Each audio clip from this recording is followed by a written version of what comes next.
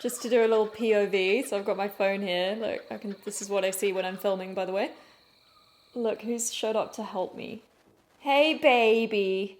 Now, if I had a Kookaburra baby for every time somebody asked me how to become a luthier, Pickle would have a whole empire of siblings by now. It is a very common question, and I'm going to address it in this video, finally. And look, I'm not saying that I really know what I'm talking about because I don't believe that there is a one-size-fits-all method, but what I can do is talk about the kind of thinking that got me here. Here being a full-time job, making guitars for a real-life, decent salary.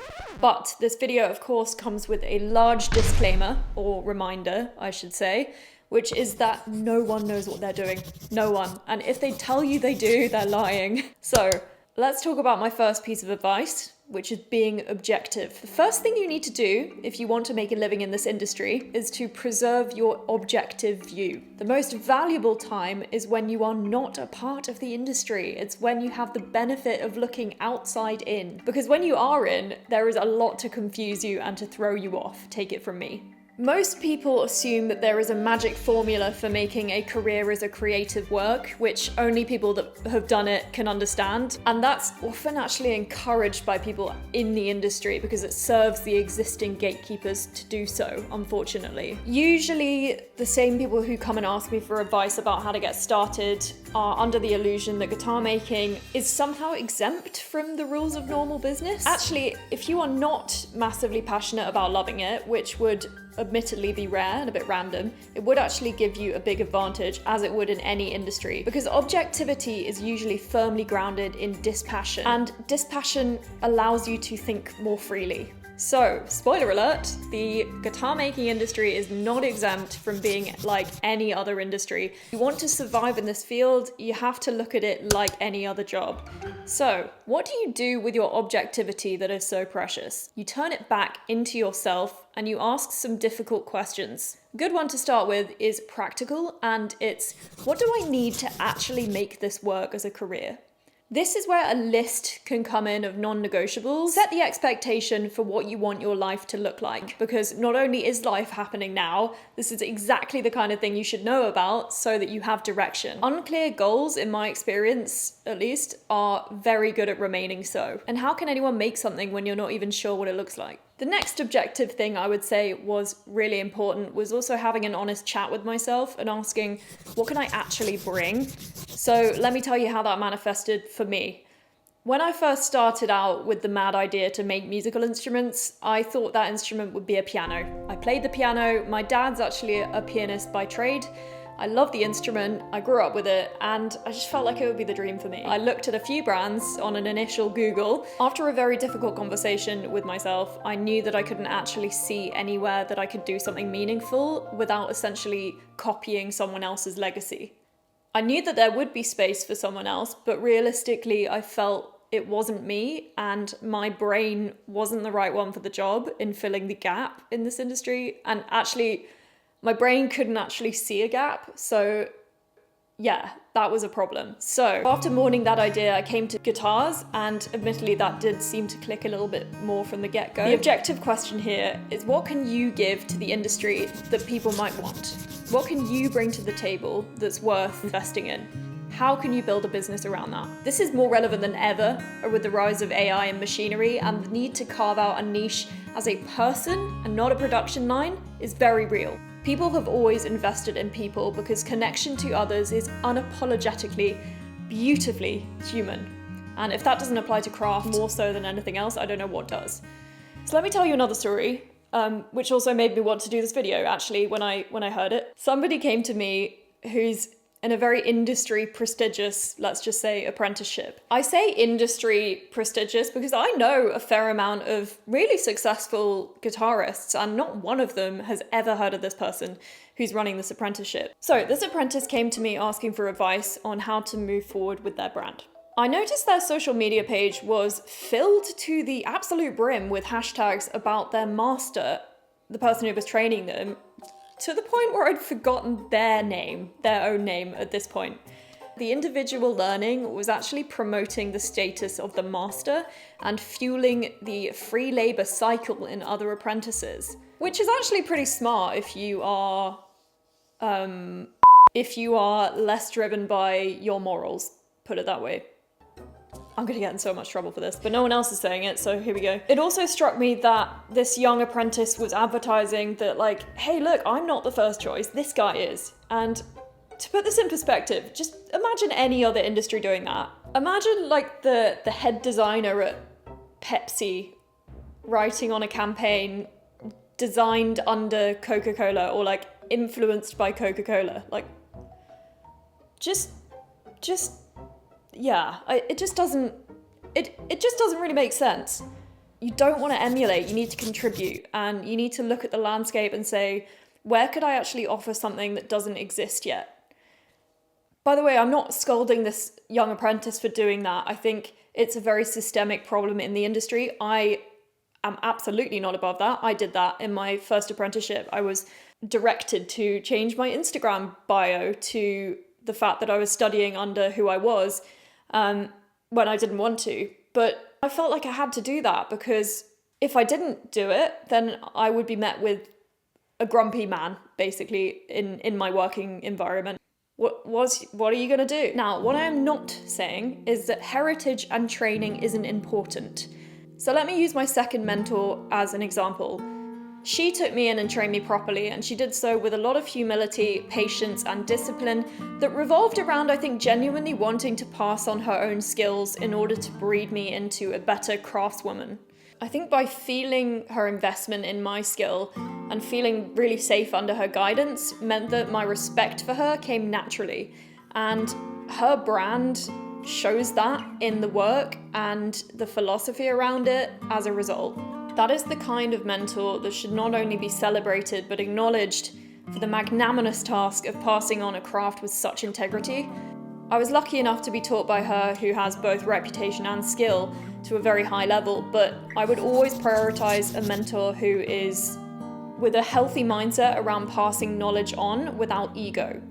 Thinking as a business person too, this is the best way to fuel your evolution into a maker, to have someone like that teach you the right kind of work and the right kind of attitude. And you will need that attitude and that support for this next piece of advice, because it's uncomfortable. So I didn't decide my price point myself. My dealer did that for me. They had way more experience in pricing luxury goods than I do, or did. So I did have that luxury, but I also had to accept that price point, which is large. So that was uncomfortable. And let's talk about it. If you're gonna make a living as a guitar maker, you will need to charge properly. Plainly, if you can't do that, you will not survive. The choice is yours. Take the data from our first objective questions and use it to determine your price point.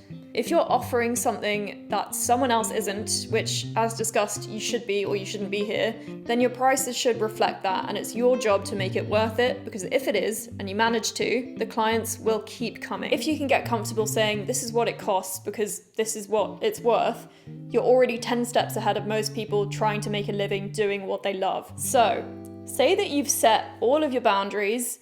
The next test is to figure out how to make your work into what you believe it's worth, or what it could be worth. Now, apart from the obvious of studying your craft, the way I would approach that is to prioritize becoming a scarcity. I'm drawing from a fantastic video by a friend of mine called Matt Easley here, who voices this brilliantly. But just to paraphrase what he says, if you're quote unquote just a guitar maker, that's not really enough anymore. The evolution and the reach that the social and the internet media provides everyone is now a global stage, so you are one of thousands of like-minded people doing the exact same thing. But if you're a guitar maker who can also write, film, edit, teach, draw, design, or explain well, now you're in a totally different category altogether. This is what Matt means when he talks about skill stacking. It's not about being the best in the world at one thing, although if you can be at your greatest at your primary craft, which is guitar making, but that's obvious as well, so I'm not going to dwell on that. Anyway, skill stacking is really about being better at most people with a combination of things. And the rarer that combination is, the more valuable you become. So if you can stack your core craft with even one or two complementary skills, you immediately become harder to replace. These skills aren't here to distract you from the work, they're here to support it. They help you to communicate what you do to the people who care the most and who will become your clients. They help you to shape your reputation, to build trust, and to share your values before anyone even picks up a guitar. These skills, incidentally, they can provide you with an income outside of your guitar making. And I always stick to the rule that everything I make from the guitar side of things goes back into the guitar side of things. So that brings me on to a very real world example of exactly that. So this is gonna be wonderfully meta. It's something that I kind of want to talk about anyway, but also you'll see. All of this stuff that I've talked about, really not possible without your health, mental and physical. Since I've moved to Australia, it's been very easy to prioritize that, which has made all of the difference. And one of the things that has been consistently helpful in doing so is by drinking AG1. Apparently it's got some good things for your beak, but I'm not sure if I believe that you should have this. This is my vitamins, go and get a worm. And like when Pickle gets a worm, it only takes less than 30 seconds for me to whip up. These days I tend to drink it usually after lunch because I used to swap in AG1 for my morning coffee, but since I moved to Australia, there is just no way that I'm missing out on the best coffee culture in the world. So I shifted AG1 to lunchtime, and now it's like having a second coffee after lunch, but one that actually makes me feel like I'm doing a really good thing for my body. AG1 is your daily health drink, and it's going to take care of those 75 plus minerals, vitamins, and pre and probiotics that will support your entire body health. I love the taste of it. Took me a minute to get used to it, but now I think my body associates it with feeling amazing, so I just look forward to it so much. Now this video is very kindly sponsored by AG1, so it is the best time to give it a try, and you can get started with AG1 for less than $3 a day when you subscribe. So just head to the link in the description or scan this QR code right here because we are technical in this workshop. Thank you AG1 for sponsoring this video and sponsoring my body because I feel awesome. So if you're looking at what to learn next or where to invest your time, don't just double down on your craft. Learn to integrate what makes you unique into your marketing strategies. It opens up so many opportunities. Anyway, on a similar note, let's talk about resilience.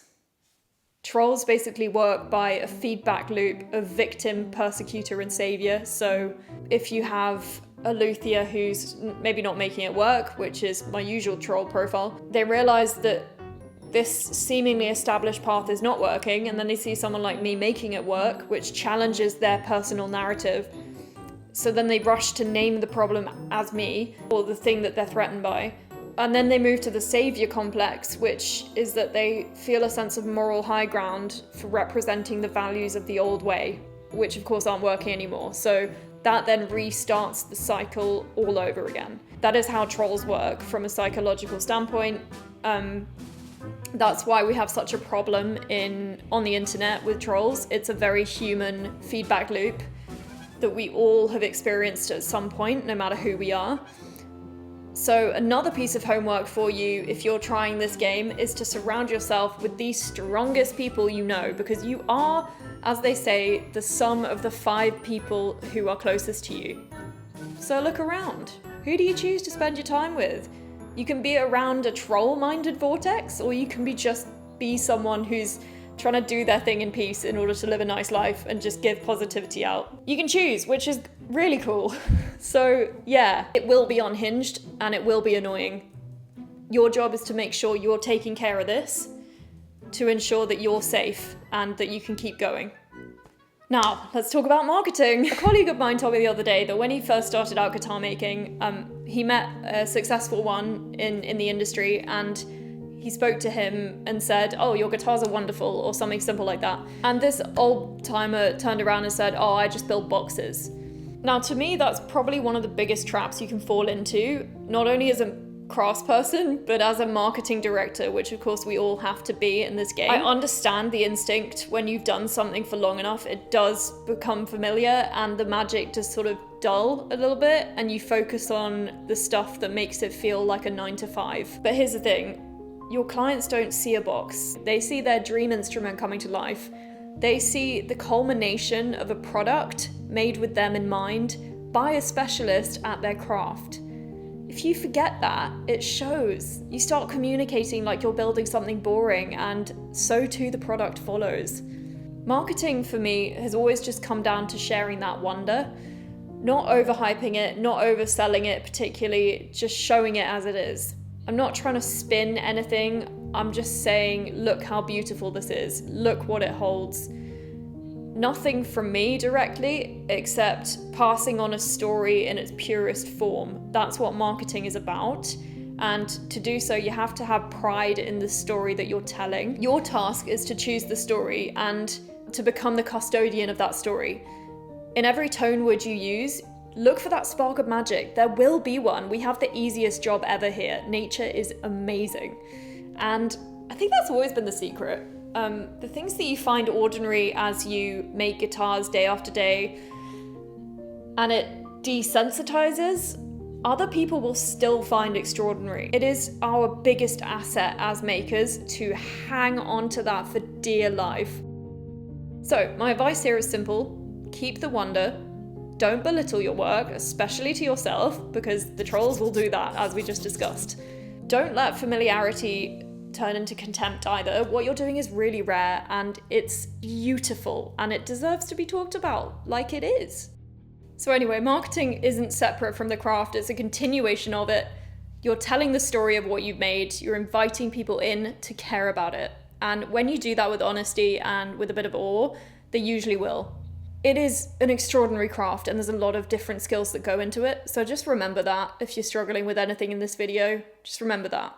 I hope this video was useful to someone and has helped to reshift your narrative. You have to choose how you show up in this field and you have to design the business that you want, not inherit a business model that doesn't serve anymore. You should build backwards from the life that you want. That's where it all starts.